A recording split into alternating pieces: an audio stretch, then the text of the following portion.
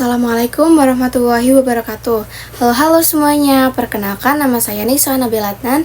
Saya berasal dari kelas 9C, saya nomor absen 21. Di sini saya akan membacakan cerpen yang berjudul Geng Huru Hara karya ciptaan saya bersama teman-teman saya yaitu Mutiara Elsia Wardani dan Regita Alena Paramita. Selamat menonton.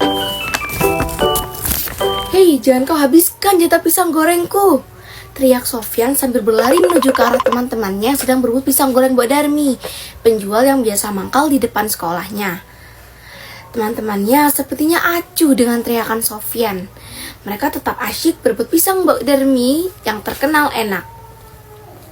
Itu memang sudah menjadi kebiasaan Sofyan, Edo, dan Mamet nongkrong di warung Mbak Darmi.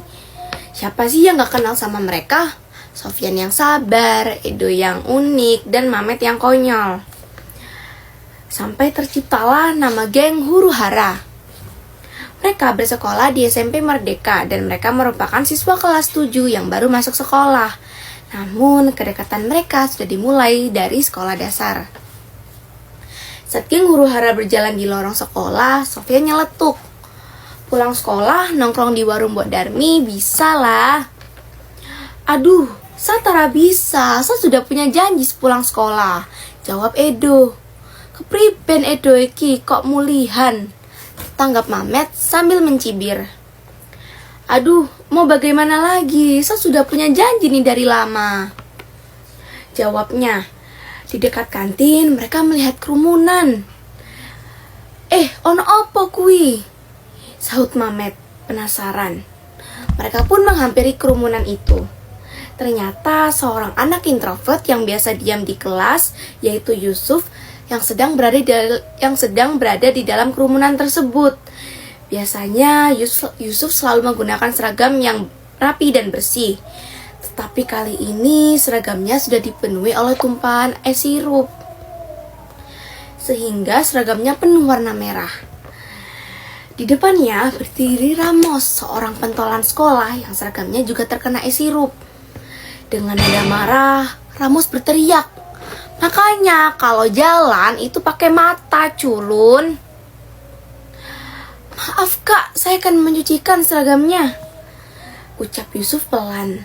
Saat Ramos hendak memberikan seragamnya untuk dicuci Yusuf, tiba-tiba Sofyan berteriak, "Jangan mau Yusuf, yang salah siapa? Yang nyuci siapa?" Gak usah ikut campur Sofyan, ini bukan urusan kamu," dengan tangan sambil menunjuk Sofyan. Bel sekolah pun berbunyi, yang menandakan bahwa jam istirahat telah berakhir. Dengan tergesa-gesa, Sofyan menarik Yusuf masuk ke kelas untuk menghindari Ramos. Ramos yang melihat mereka mencoba untuk kabur pun berteriak, Sofyan, urusan kita belum selesai ya," sambil tangan yang menunjuk ke Sofyan. Mamet yang mendengar ucapan Ramos sontak memasang muka mengejek dengan menjulurkan lidahnya. Pertikaian pun harus terhenti karena bel sekolah sudah berbunyi. Beberapa bulan setelah insiden di kantin, Yusuf dan geng Huru Hara menjadi sangat dekat. Yusuf yang merasa aman ketika di dekat Sofyan, Edo, dan Mamet, begitu juga sebaliknya. Geng Huru Hara merasa suka dengan sifat Yusuf yang polos dan lugu.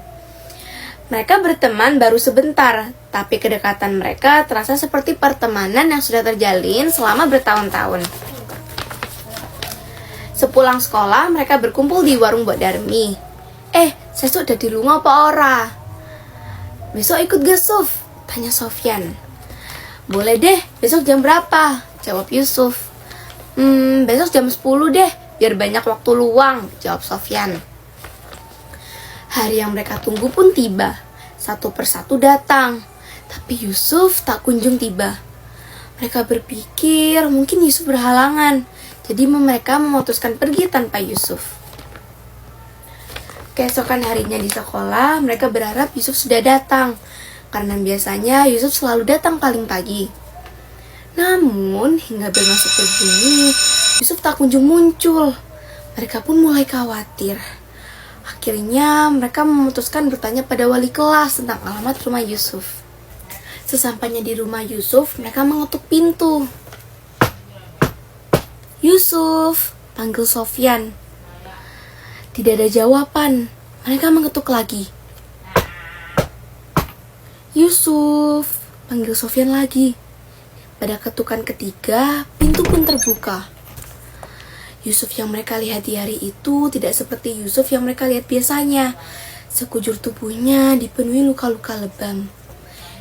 Kok kenapa Yusuf? Tanya Edo khawatir. Yusuf hanya tersenyum dan mempersilahkan mereka masuk. Setelah mereka duduk, barulah semuanya terungkap. Jadi, itu alasan sekujur tubuh kamu penuh luka, sahut Sofyan. Ternyata Yusuf dan ibunya menjadi korban KDRT ayahnya. Sedari lama, di hari ketika mereka seharusnya pergi bersama, Yusuf yang sudah siap untuk pergi mendengar teriakan ibunya dari kamar. Lalu ia bergegas menolong ibunya. Tapi naas, Yusuf ikut menjadi korban kekerasan ayahnya. Keesokan harinya di sekolah, mereka sedang senang melihat Yusuf kembali masuk. Tapi kebahagiaan itu tak bertahan lama. Anak-anak, Yusuf ingin menyampaikan sesuatu, ucap wali kelas mereka. Dengan suara pelan, Yusuf berkata, "Teman-teman, aku ingin menyampaikan sesuatu. Bahwa hari ini merupakan hari terakhir aku bersekolah di sini." Sontak, geng huru-hara kaget dan sedih. Mereka tak menyangka kebersamaan yang terasa baru dimulai harus berakhir secepat itu.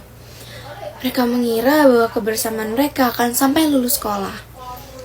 Yusuf yang terpaksa harus pindah sekolah akibat ibunya yang mendapatkan pekerjaan di luar kota. Hari yang mereka anggap mimpi buruk tanpa mereka sadari pun tiba. Mereka mengantarkan Yusuf ke stasiun. Suasananya sangat haru.